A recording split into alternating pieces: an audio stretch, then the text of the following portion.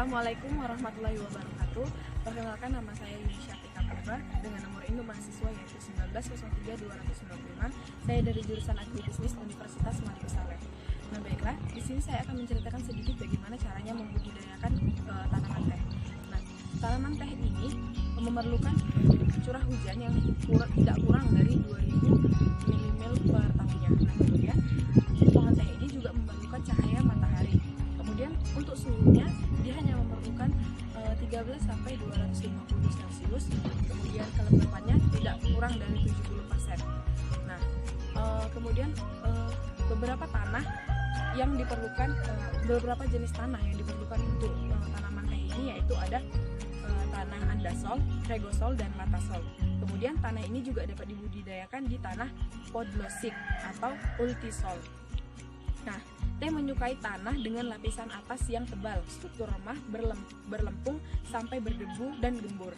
Derajat kesamaan tanah atau pH-nya berkisar antara 4,5 sampai 6,0. Berdasarkan ketinggian tempat, kebun teh di Indonesia dibagi menjadi 3 daerah, yaitu dataran rendah sampai 800 mdpl, kemudian dataran sedang 800 sampai 1200 mdpl.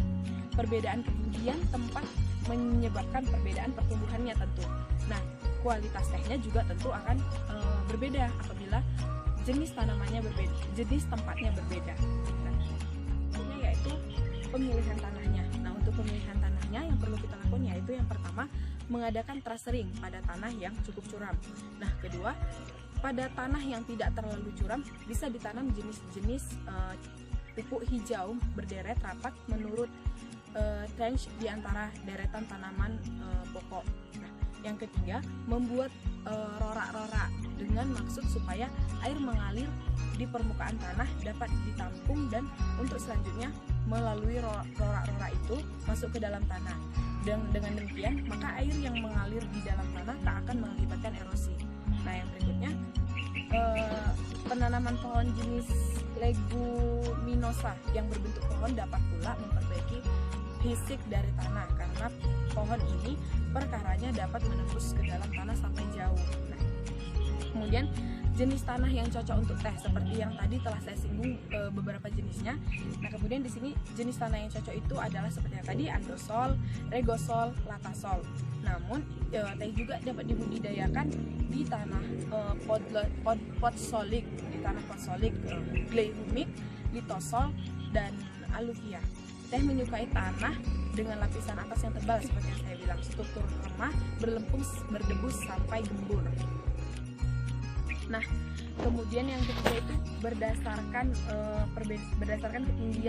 ketinggian tempatnya. Nah, di Indonesia itu ada dua yaitu hanya dataran rendah dan dataran tinggi. Nah, untuk dataran rendahnya itu berkisar 800 mdpl dan dataran tingginya itu lebih dari 1200 meter mdpl.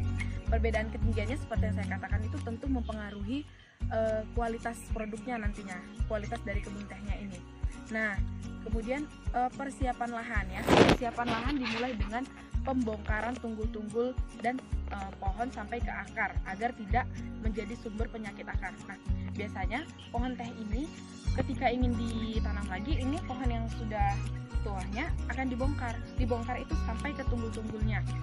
Supaya apa? Agar tidak menjadi sumber penyakit akar nantinya. Nah, kemudian lahan yang digunakan untuk penanaman baru dapat berupa hutan belantara, semak belukar atau lahan pertanian lain yang telah diubah dan dipersiapkan bagi tanaman teh. Secara umum, urutan kerja persiapan lahan bagi tanaman baru adalah sebagai berikut. Nah, yang pertama, biasanya sebelum ditanam lagi, pokok teh ini mempersiapkan lahan.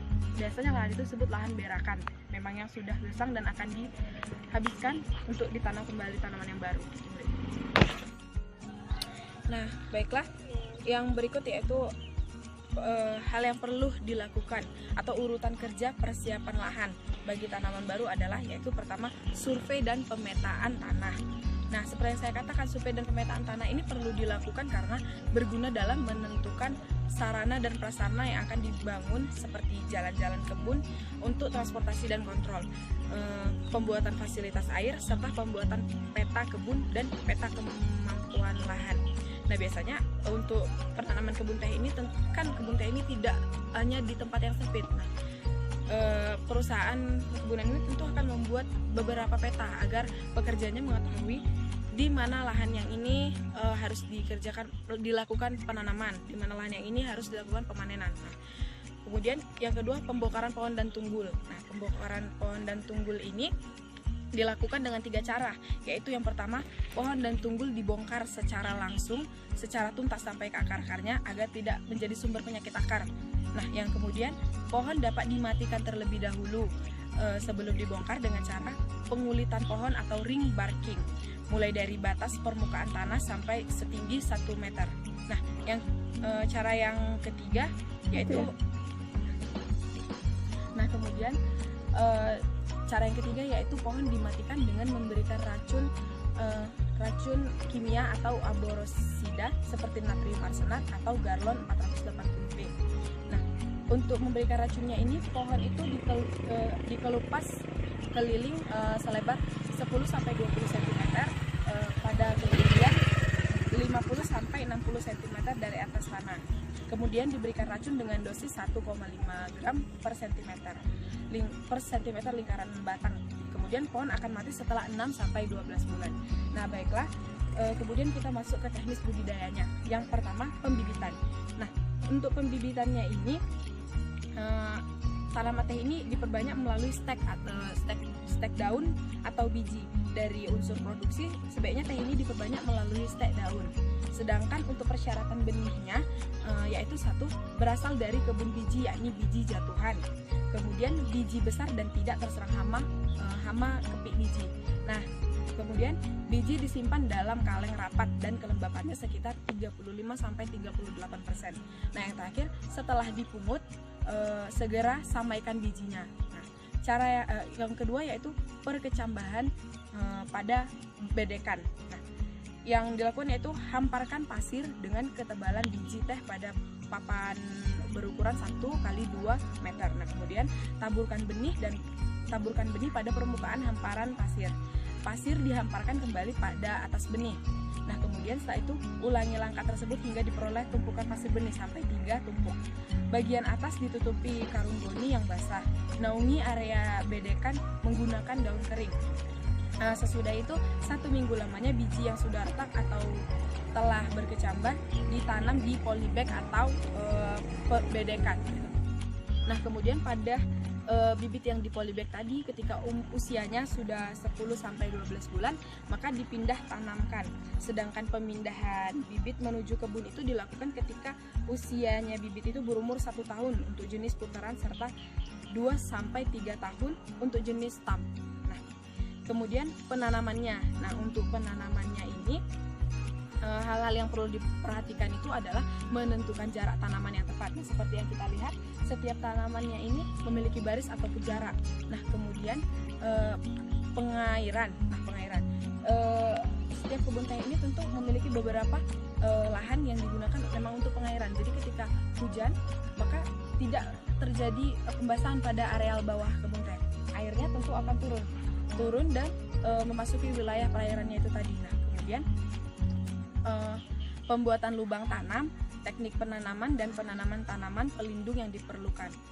Nah, untuk ukuran lubang tanamannya ini yaitu untuk bibit asal stam biji 30 cm x 30 cm x 40 cm.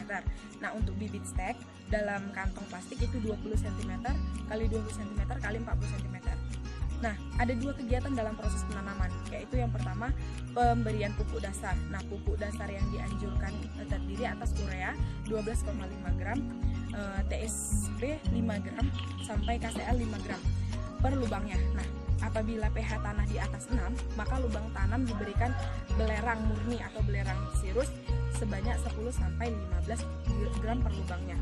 Nah, kemudian yang berikutnya yaitu cara penanamannya. Nah, cara penanamannya itu adalah menanam bibit stam. Bibit stam itu biasanya ditanam pada umur 2 tahun. Bibit ditanam dengan cara dimasukkan ke dalam lubang tanam, persis di tengah-tengah lubang dengan leher akar tepat di permukaan tanah. Selanjutnya, lubang tanam ditimbun dan dipadatkan dengan diinjak. Nah, yang yang cara berikutnya yaitu menanam bibit asal stek. Nah, yang biasa dilakukan seperti di wilayah saya itu yaitu menanam bibit asal stek. Nah, mula-mula kantong plastik yang disobek pada bagian bawah dan sampingnya untuk memudahkan melepaskan bibit dari plastik. Nah, setelah disobek, ditarik ke atas sehingga bagian bawah kantong plastik terbuka. Nah, selanjutnya bibit dipegang dengan tangan kiri, disangga dengan belahan bambu, kemudian dimasukkan ke dalam lubang. Sementara tangan kanan itu menimbun lubang dengan tanah yang berada di sekitar lubang dengan menggunakan koret. Nah, yang berikutnya yaitu pohon pelindung tetap. Pohon pelindung tetap ini, perhatikan dulu deh.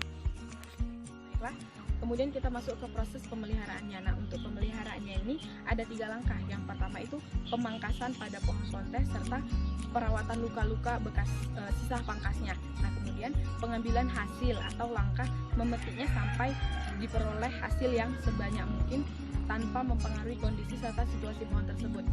Nah, yang ketiga itu memelihara pohon teh biar tidak diserang penyakit atau hama. Seandainya ada yang diserang, lekas berantas atau obati.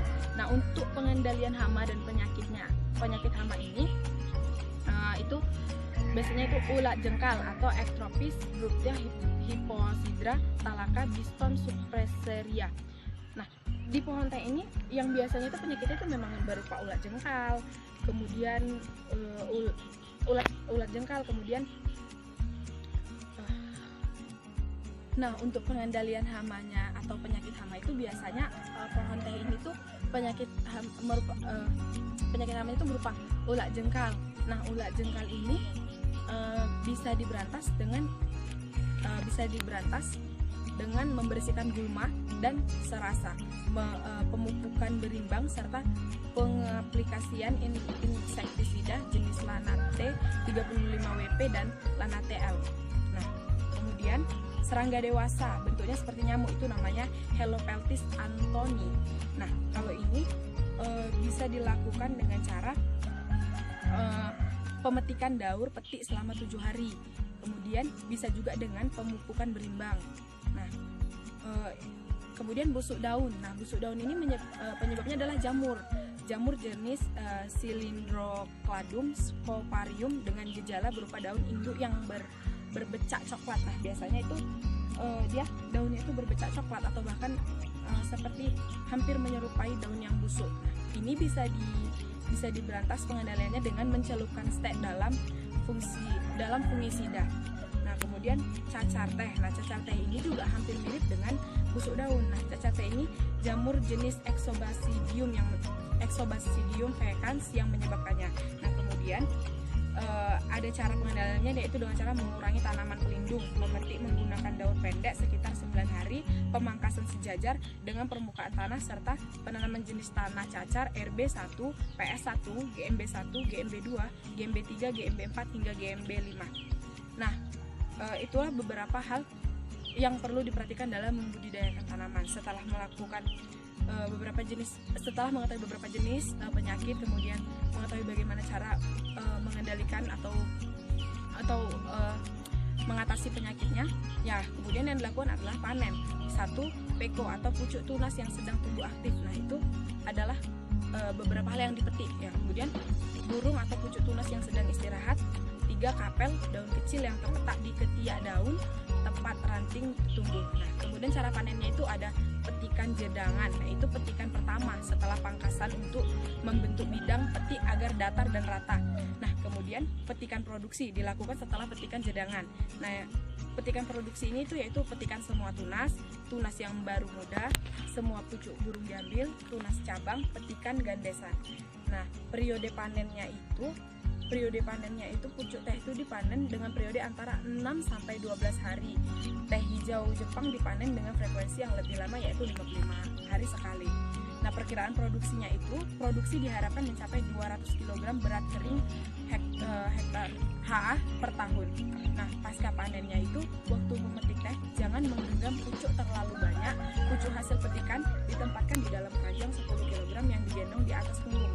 Nah, itu biasanya di sini merupakan proses petik. Nah, untuk di sini itu tidak hanya pemetikan, sudah menggunakan alat canggih yaitu seperti mesin dan lain-lainnya. keranjangnya itu digunakan menampung hasil petikan. Nah, biasanya ukuran keranjang yang digunakan itu yaitu 150 sampai 160 cm dengan daya muat yaitu 20 kg. Nah, untuk proses pemanenan dengan menggunakan cara petik itu biasanya dinamakan dengan panen manual. Baiklah, saya rasa demikianlah hal yang dapat saya beritahukan mengenai budidaya tanaman teh. Saya akhiri, wabillahi taufiq hidayah. Wassalamualaikum warahmatullahi wabarakatuh.